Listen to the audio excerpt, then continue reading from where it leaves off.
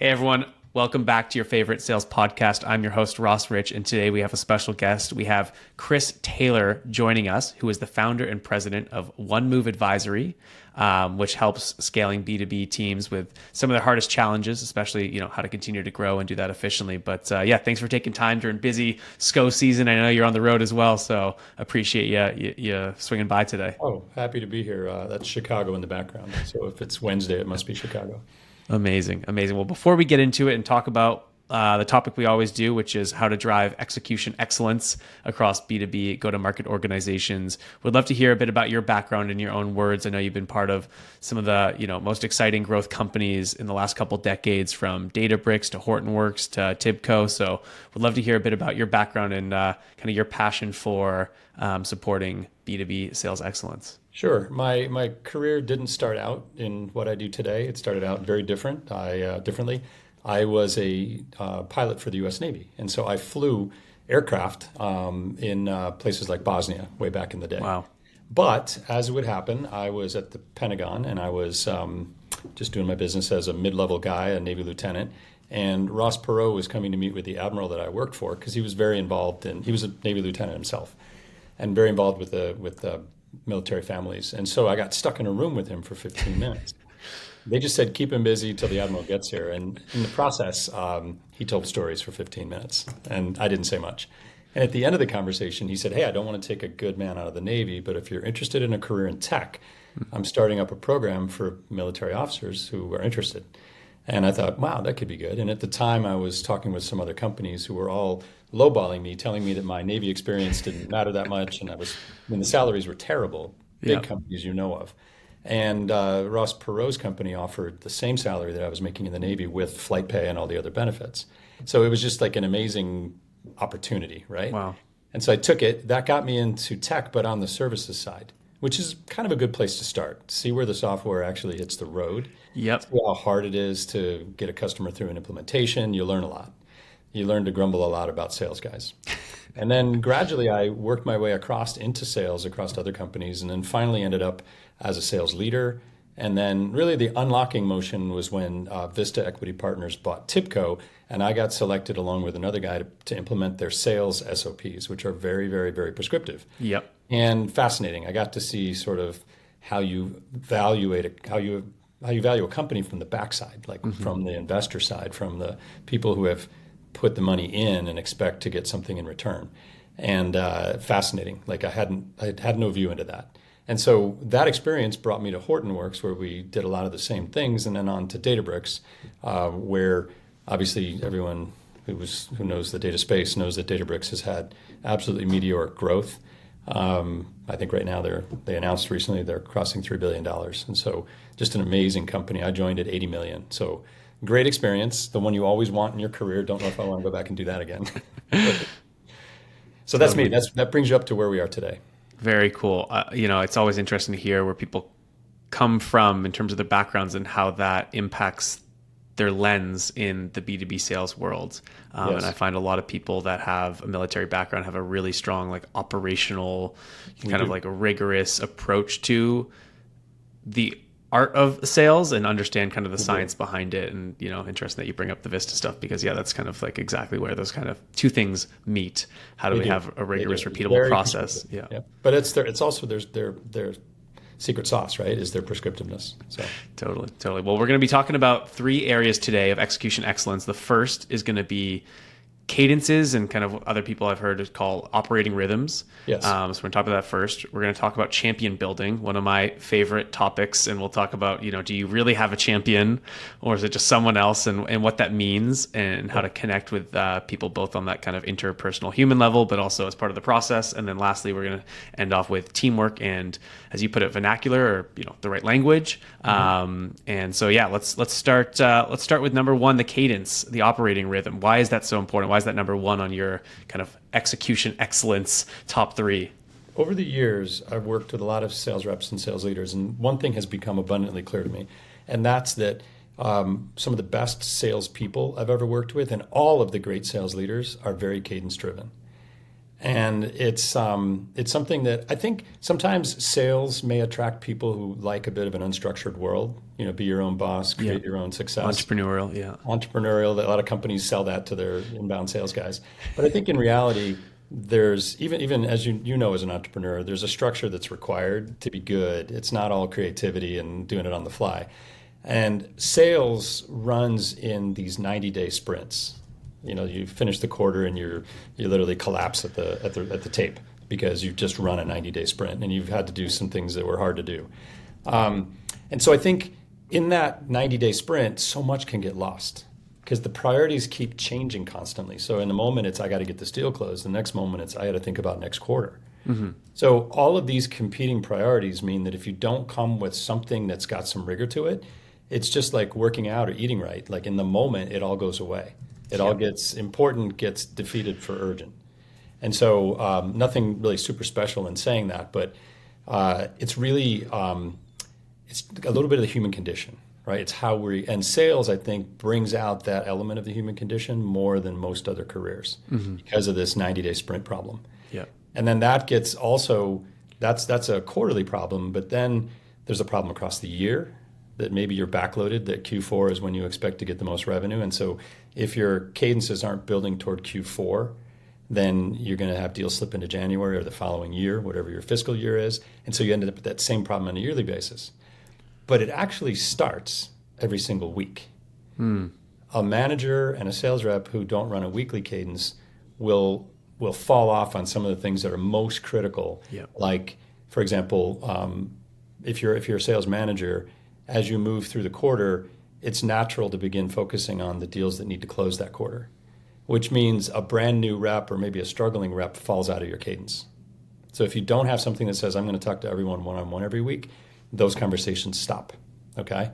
Secondly, for a sales rep, if you need to get prospecting done, it's so easy on any given moment to say, I'm not going to do outbound calls, which are hard. I might get turned down and it might hurt my ego for the rest of the day.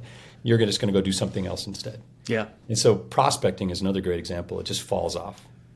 A great salesperson sets a personal goal for getting stuff done. I heard a sales manager once complain about the sales rep, and this was a funny scenario. It was very reversed because he said, I flew into Dallas and I was going to drive to Waco, Texas with my sales rep.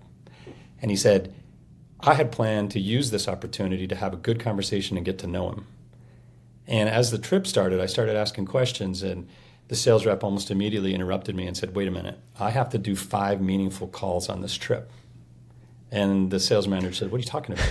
Yeah, I have to do 5 meaningful calls on the trip, and if I start talking to you about other stuff, I won't get my priorities done. And the sales manager, when he talked about it, was like, can you believe the audacity of this guy?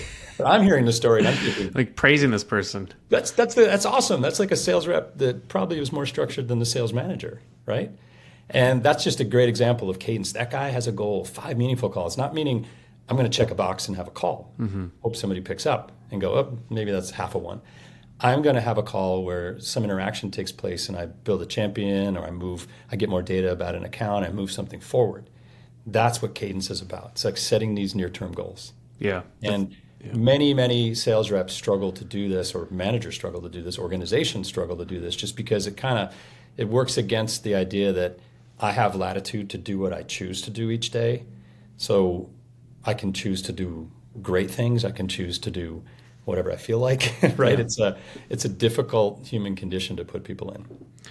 Totally. And you kind of said it really well, which is we have these built-in, quarterly or annual goals, and sometimes overly focusing on those, we lose, kind of some of the longer term pieces because of the urgency, intensity of sales, and the fact that 50% of our, pay or just our jobs on the line if we don't do it in those cadences. But then sometimes, spending 20, 30, 40% of our time on that last week instead of just chasing folks. Like I find myself in that position all the time. So it's a great reminder to kind of stay true to that operating rhythm. You have the same problem. I'm a founder of a company. I have the same problem. I can choose every morning to be structured about how I do things today or take it easy. And it's a fight that we all have to deal with every day. Like it's just how it is.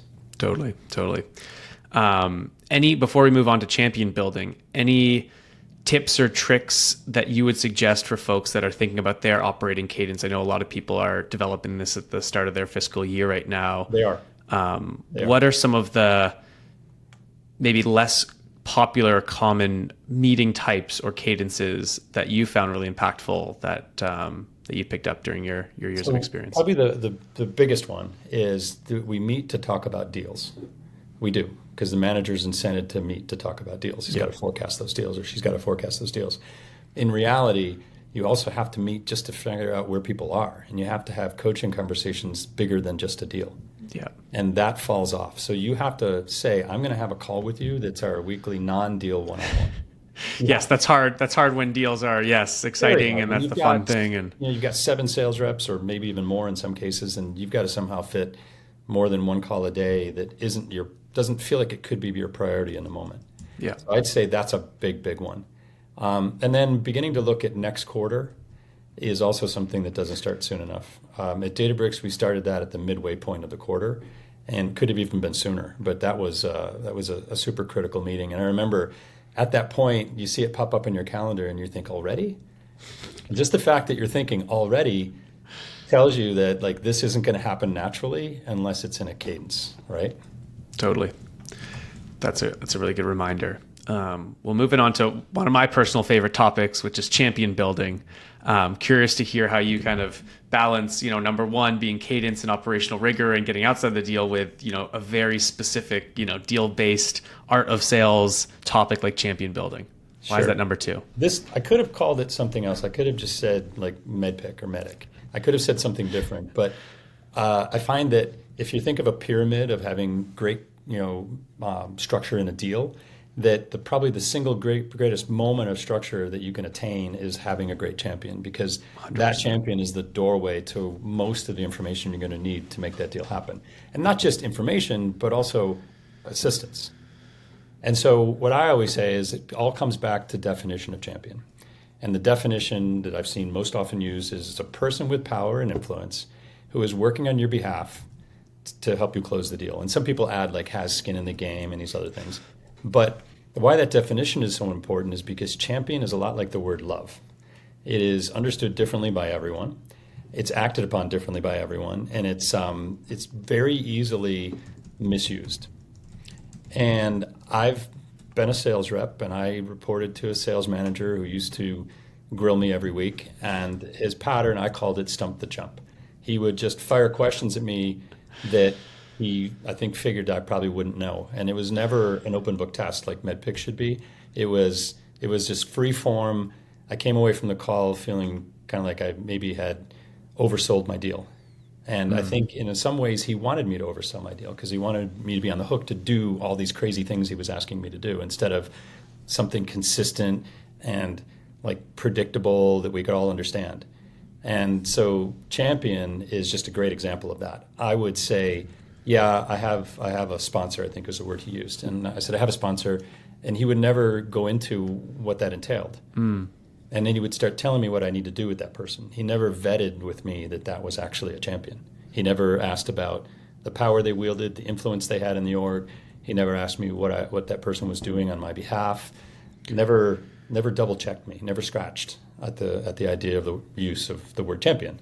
And because of that, we went on to other topics that got crazy, and then he would start giving me a list of all the things he wanted that champion to do, and I hadn't been coached well, so I'm looking at it going, I'm never going to get anyone to do that. But I'm not going to tell him that right now because fight or flight starts to kick in. Yeah. And I don't want to like now unsell everything I just sold to him.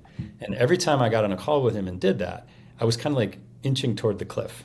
The cliff being the quarter end. And I knew it. And it would just increase my anxiety and make me less effective in what I was doing. Yeah. And so this champion thing is just massive. It's so poorly played too often. Yeah. Right? So I think the baseline of a champion is that it has to be someone with power and influence. If they're not, you have to be cognizant and you have to admit that. Yeah. One of the things I love about MidPick, and I'll talk about that in our last topic, but one of the things I love about it is it's definitional and it gives people a really solid way to understand communication. So if my manager says, do you have a champion? And I say yes, then the manager should be able to very quickly go with the definition that I have and that he has, she has, and be able to say, okay, what power do they have? What influence do they have? What are they doing for you? And every time the manager repeats those questions to me, it's drilling into my head what a champion really is. And so when it's time to do a deal review, it has meaning, right? It has real meaning. Totally. No, it's definitely the cornerstone of any key deal, especially if we're talking about mid-market and enterprise deals, not just kind of the more transactional Yes. cycles. And I think that sometimes it's fine to not have one to start. And I think a lot of people feel like they need to like shoehorn someone that could be like do. an Who's the best amazing candidate? Yeah. influencer. Yeah. Like finding The that, person who takes my call. yeah, it's like Most someone of that's willing to share, that's excited about the product. That's an amazing place to start. Okay, you need to now set the expectation that, hey, if you're excited about this and I are, and we see the vision here, helping them understand that you both need to go and find a champion. And that's, I feel like, a big miss is like Exactly. you have to shoehorn the first person that gets excited about the project into this role, and that's it. Instead of like constantly, and the level of excitement to start with someone stays that way. So I'm always constantly, both working on deals or coaching a team is like, okay, someone's really excited. How do we, build on that one, regardless of if they're a champion, influencer, whatever, like let's get them more excited. Let's continue down that path. But also, do they understand who else needs to be involved? And have we set those expectations from day one? Because what I find a lot of deals end up with is the person can't get it done. We try to force it through the wrong channel or avenue. And then we try to find the other person at the very end when we get no'd.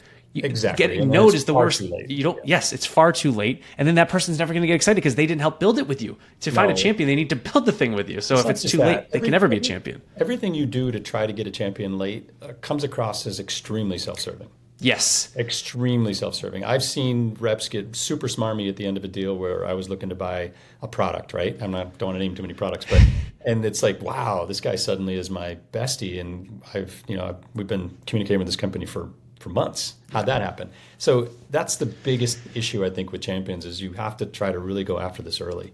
Yes. My favorite deal review question is to say, how do you communicate with your champion? And I too often get answers back like, we have Zoom calls. And I'm like, okay, you don't have regular phone calls? No.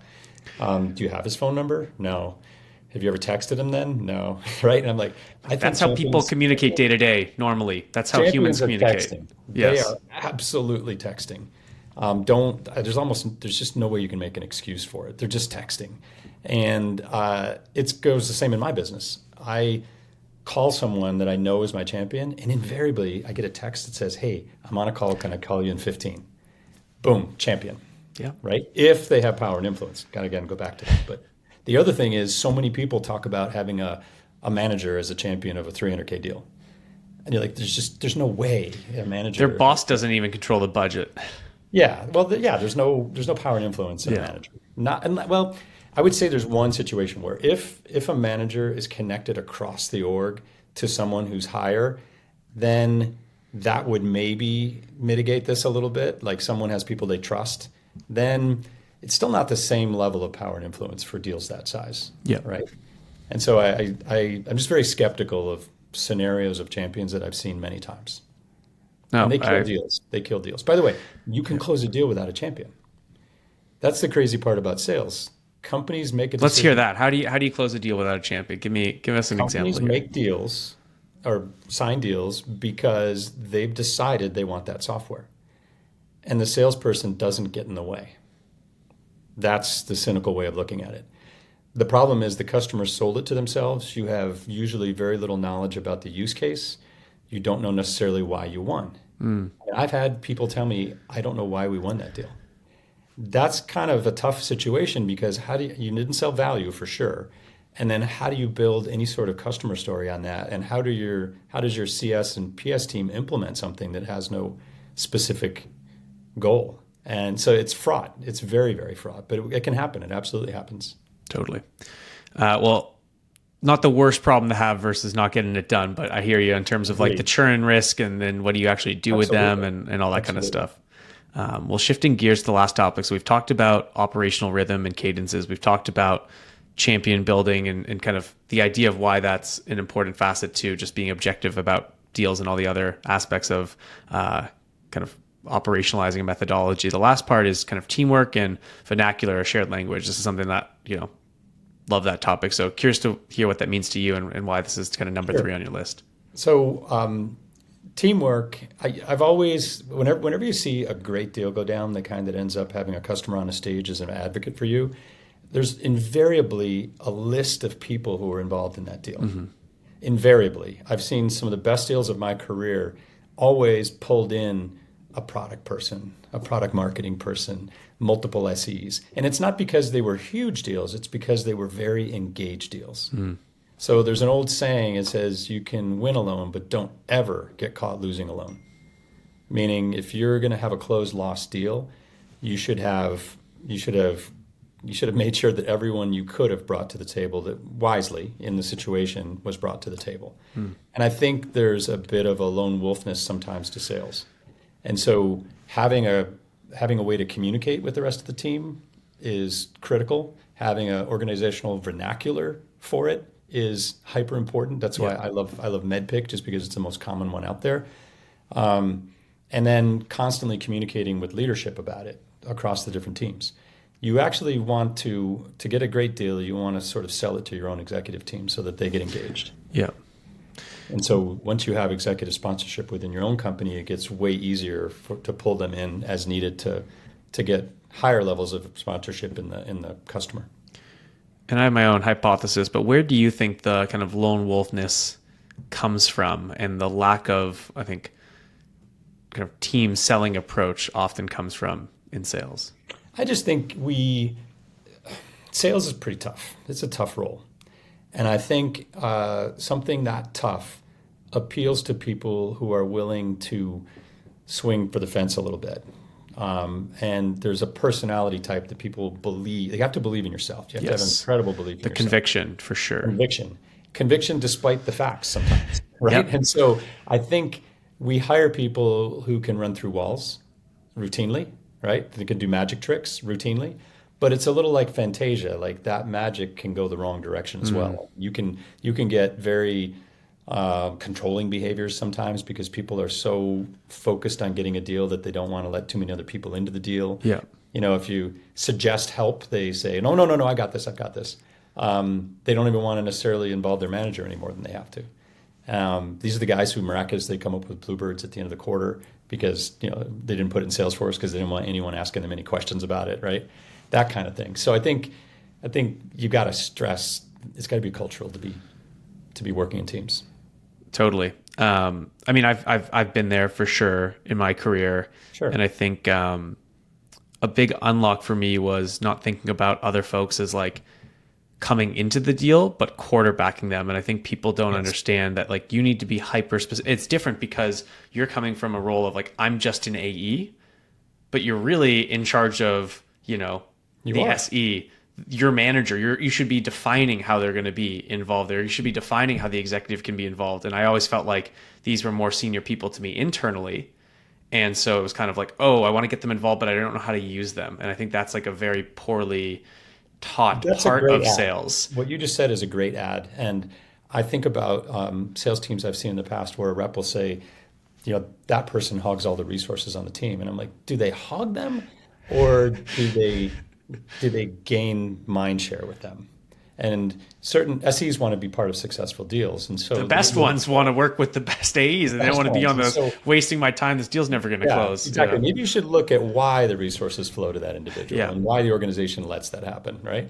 So that's a big part. You brought up a really good point. Kind of reframing it in your mind, that took me a while to get to, of like, oh, this isn't them kind of coming in on my deal and doing their thing. This is like up to me to be very prescriptive and then to be thinking about these are all the puzzle pieces I have to hit my quota and to make our company successful.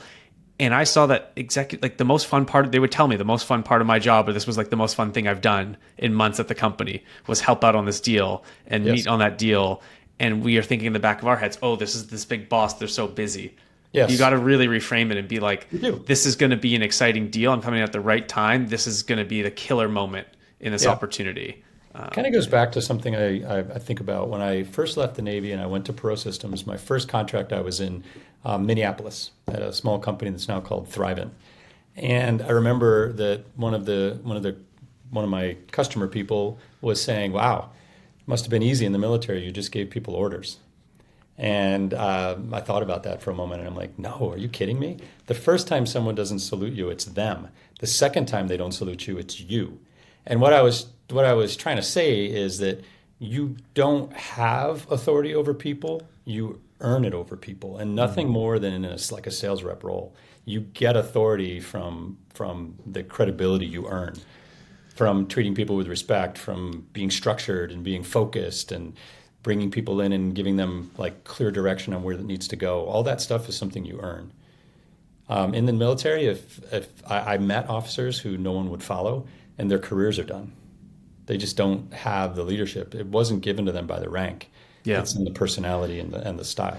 That's a great analogy for, being a seller. It's like you can see yourself as someone who's just, hits the phones and just the lowly seller, or the quarterback of all these resources to close first of a kind opportunities and help people understand what customers are really asking for. And those people got invited to lead. What you're describing, you have to lead them. Yes. Absolutely. And you get invited to the product meetings, you get invited to the marketing meetings, you get invited to, sit down with the executives and talk about the future of the business and the customers, or you're just, struggling to get deals done. So absolutely. No, I love it. Yeah. The operational rigor, the champion building, kind of the idea of, following, kind of a structured way of talking to the team and working as a company together. Definitely really key to operational excellence and hard to get everyone rowing in that direction, right? I think some people just get it, and I think it needs to become culture. And this is kind of what we talk about, is like the challenge of how do we make sure that this is the default at companies and this is not the exception to the rule, which kind of feels like at most organizations is the exception versus just how we do things. And that's kind of, the challenge and the fun part of it. Exactly. Awesome. Really appreciate the time, the opportunity to talk with you. Yes, it's a lot of fun. This has been fun. It's always fun when we talk, and I look forward to seeing the finished podcast. So I look back on screen.